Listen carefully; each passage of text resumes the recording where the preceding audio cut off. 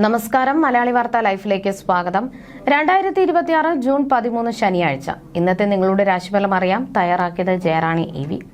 മേടം രാശി അശ്വതി ഭരണി കാർത്തിക ആദ്യ കാൽഭാഗം. ഇന്ന് ഗുണദോഷ സമ്മിശ്രമായ അനുഭവങ്ങളാണ് പ്രതീക്ഷിക്കേണ്ടത്. ദിവസത്തിന്റെ ആദ്യ പകുതി മികച്ച മനസ്സുഖവും സന്തോഷവും നൽകുന്നതായിരിക്കും. എന്നാൽ ഉച്ച കഴിഞ്ഞുള്ള സമയങ്ങളിൽ കുടുംബത്തിൽ ചെറിയ ചില അസ്വാരസ്യങ്ങൾ ഉണ്ടാകാൻ സാധ്യത കാണുന്നതിനാൽ തർക്കങ്ങളിൽ നിന്ന് മാറി നിൽക്കുക. ഇടവം രാശി കാർത്തിക അവസാന മുക്കാൽ ഭാഗം, രോഹിണി മകയിരം ആദ്യ പകുതി ഭാഗം.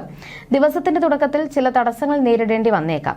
സാമ്പത്തികമായ താൽക്കാലിക ക്ലേശങ്ങളും തൊഴിൽപരമായ ബുദ്ധിമുട്ടുകളും യാത്രകളിൽ അപ്രതീക്ഷിത കാലതാമസവും ഉണ്ടായേക്കാം.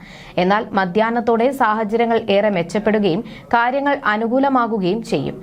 മിഥുനം രാശി മകയിരം അവസാന പകുതി ഭാഗം, തിരുവാതിര പുണർദം ആദ്യ മുക്കാൽ ഭാഗം. ഇന്ന് വലിയ രീതിയിൽ മാറ്റങ്ങൾ പ്രകടമാകുന്ന ദിവസമായിരിക്കും. ദിവസത്തിന്റെ ആദ്യ പകുതിയിൽ മികച്ച തൊഴിൽ വിജയവും സാമ്പത്തിക നേട്ടങ്ങളും ഉണ്ടാകും. എന്നാൽ ഉച്ച കഴിഞ്ഞുള്ള സമയങ്ങളിൽ അനാവശ്യ ചെലവുകൾ വർദ്ധിക്കാൻ സാധ്യതയുണ്ട്. ചില അനാവശ്യ യാത്രകളും അലച്ചിലുകളും വേണ്ടി വന്നേക്കാം. കർക്കിടകം രാശി പുണർദം അവസാന കാൽഭാഗം, പൂയം ആയില്യം.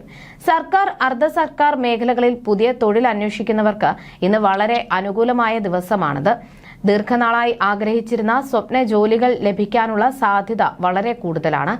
നിരന്തര പ്രയത്നങ്ങൾക്കും കഠിനാധ്വാനത്തിനും തക്കതായ മികച്ച ഫലം ലഭിക്കുന്ന സമയമാണിത്.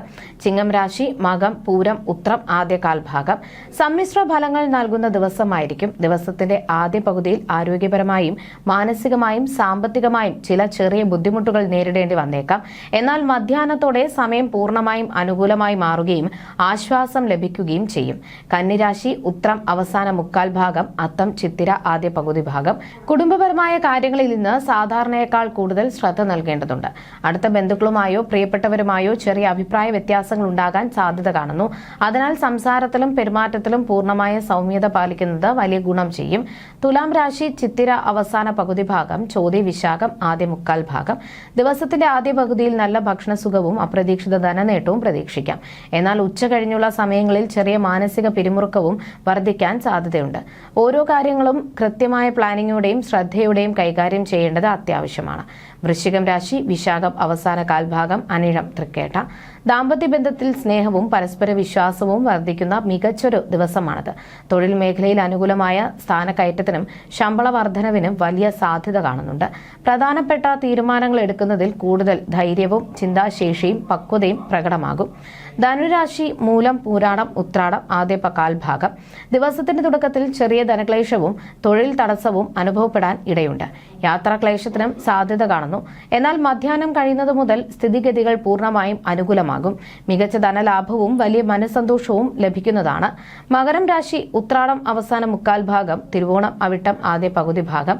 നിസ്സാരമായ കാര്യങ്ങളെ ചൊല്ലി കുടുംബത്തിൽ പങ്കാളിയുമായോ കുട്ടികളുമായോ ചെറിയ അഭിപ്രായ വ്യത്യാസങ്ങൾ ഉണ്ടാകാതെ നോക്കണം.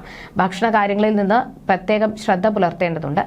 അത്യാവശ്യമാണ്. അല്ലാത്ത പക്ഷം ദഹന സംബന്ധമായ പ്രശ്നങ്ങളോ ഭക്ഷ്യവിഷബാധയോ ഉണ്ടാകാൻ സാധ്യതയുണ്ട്. കുംഭം രാശി അവിട്ടം അവസാന പകുതി ഭാഗം, ചതയം പൂരുരുട്ടാതി ആദ്യ മുക്കാൽ ഭാഗം. സാമ്പത്തിക കാര്യങ്ങളിൽ ചില വലിയ നേട്ടങ്ങൾ ഉണ്ടായേക്കാമെങ്കിലും പണമിടപാടുകളിൽ നല്ല സൂക്ഷ്മത ആവശ്യമാണ്.